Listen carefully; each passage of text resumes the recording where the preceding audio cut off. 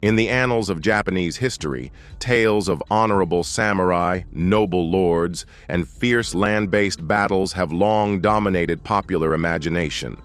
However, one lesser-known yet equally significant chapter remains buried beneath centuries of neglect: the intense and often brutal naval conflict between samurai clans and seafaring pirates, particularly during the late Muromachi period, 1336 to 1573, and the Sengoku period, 1467 to 1603. This forgotten maritime struggle was not merely a skirmish over sea lanes, but a prolonged and violent contest for power, trade, and survival along Japan's fractured coastline and beyond. The struggle saw the rise of naval samurai, organized maritime clans, and the relentless threat of pirates, many of whom were former warriors turned rogue. This era, defined by shifting alliances, fierce sea battles, and complex international entanglements, laid the groundwork for Japan's later naval ambitions and contributed to the eventual consolidation of power under Tokugawa Ieyasu. The sea, often viewed as a boundary that isolated Japan, was in fact a vibrant artery of commerce, culture, and conquest.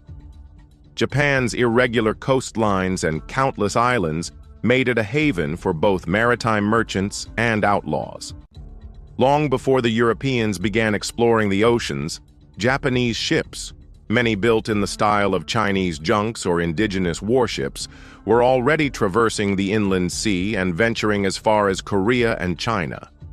The waters surrounding Japan, especially the Sato Inland Sea, became a theater for the struggle between the Wokou, a term broadly applied to Japanese pirates, though often including Chinese and Korean outlaws, and the coastal samurai clans who sought to defend and dominate these strategic regions.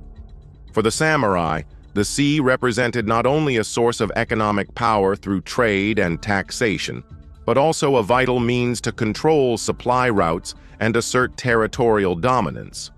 The Wokou pirates, far from being simple bandits, evolved into sophisticated networks capable of launching coordinated raids on both domestic and foreign shores. In the early stages, during the 13th and 14th centuries, Wokou groups were relatively disorganized, often consisting of disaffected ronin, masterless samurai, disgruntled fishermen, and local peasants fleeing famine or war. However, by the 15th century, they had transformed into formidable maritime coalitions, complete with fortified island bases, alliances with local warlords, and ships capable of carrying hundreds of warriors. They raided not only Japanese coastal villages, but also extended their reach to the Korean peninsula and Ming China, sparking diplomatic crises and military responses.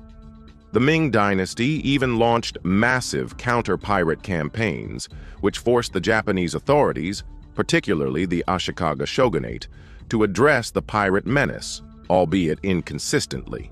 These campaigns reflected the growing entanglement of Japanese pirates in regional geopolitics, and their operations had significant implications for Japan's foreign relations. Confronting these pirates were the maritime samurai clans, families who, unlike the landlocked daimyos of the interior, had adapted their warfare and governance to the oceanic environment. Among the most famous were the Muromachi clan, who controlled key parts of the inland sea. Divided into three branches, the Kurushima, Noshima, and Inoshima, the Muromachi were skilled sailors, shipbuilders, and naval tacticians. While often branded as pirates themselves by rival clans or foreign envoys, they functioned more accurately as sea lords or naval mercenaries, providing security to merchants in exchange for tolls and loyalty. Their mastery of naval combat included tactics such as boarding actions, use of fire arrows, and even early forms of naval blockade. Their vessels, ranging from small swift boats to large atakabune, warships, were designed for agility in the maze-like geography of the inland sea. The Muromachi were not alone.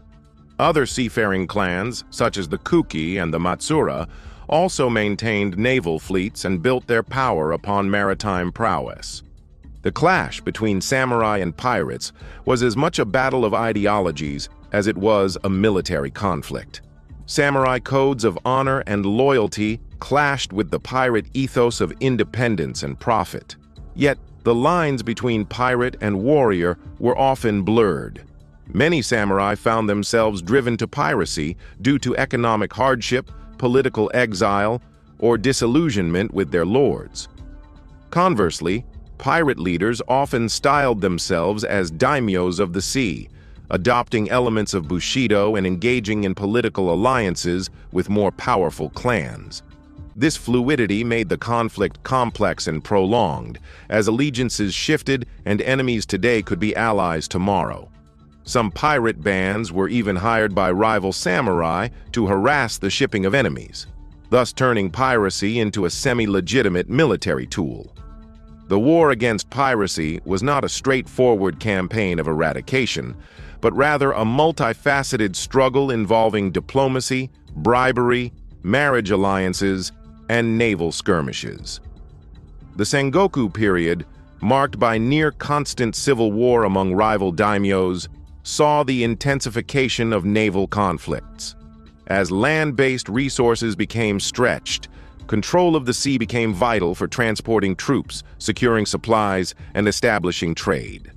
Warlords such as Oda Nobunaga and Toyotomi Hideyoshi recognized the strategic value of maritime power.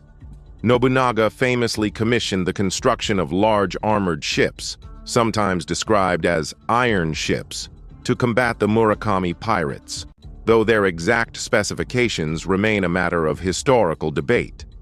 Hideyoshi, seeking to unify Japan, launched major naval campaigns against recalcitrant pirate clans and maritime daimyos.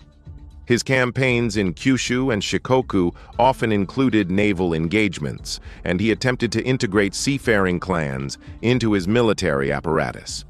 Eventually, the Kuki clan allied with Hideyoshi and provided crucial naval support during his invasion of Korea, 1592 to 1598, showing how former pirates and sea lords were co-opted into state service.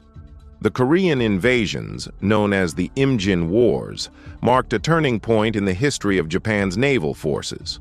Although initially successful, the Japanese Navy faced fierce resistance from Admiral Yi Sun-sin and his turtle ships.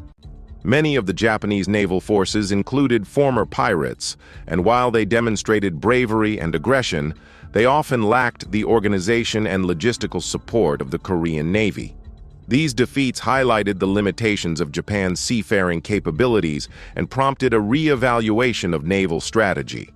Following Hideyoshi's death and the rise of Tokugawa Ieyasu, Japan began to centralize and control its maritime activities more strictly. Ieyasu suppressed independent naval forces, curtailed piracy, and eventually instituted the Sakoku policy, a period of national seclusion that restricted foreign trade and banned Japanese citizens from traveling abroad. This effectively ended the era of independent maritime clans and quelled large-scale piracy, although smuggling and minor raiding persisted. Despite their eventual decline, the legacy of Japan's forgotten naval war persisted in folklore, maritime traditions, and even legal practices. Coastal villages preserved tales of pirate raids and samurai sea battles, while some islands still bear the names of pirate leaders or battle sites. Maritime law in Japan, shaped in part by these centuries of sea conflict, retained elements of customary practices established by the sea lords. The samurai-pirate conflict also left a cultural imprint, influencing literature, theater, and later depictions of naval warriors in popular media.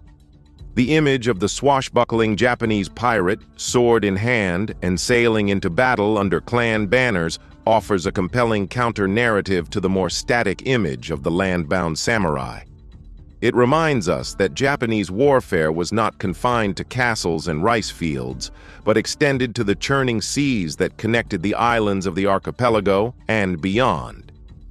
Today, with renewed interest in maritime archaeology and historical revisionism, scholars are beginning to re-examine this overlooked chapter of Japanese history.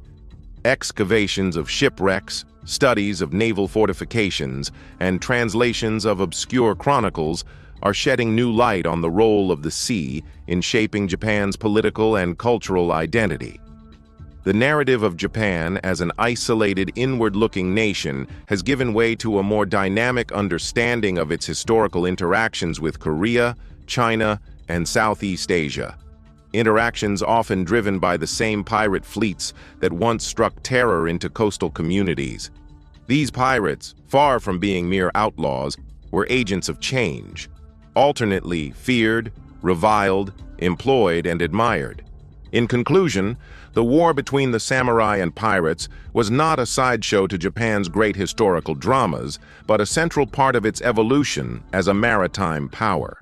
It reflected the chaos and creativity of the feudal age, the ingenuity of seafaring clans, and the enduring tension between law and lawlessness on the high seas. By revisiting this forgotten conflict, we gain a richer, more nuanced picture of Japanese history. One where swords clashed not only on mountain passes and castle courtyards, but also across the rolling decks of warships beneath the rising sun. This hidden war, fought across waves and winds, deserves its place alongside the more famous battles of Japan's past.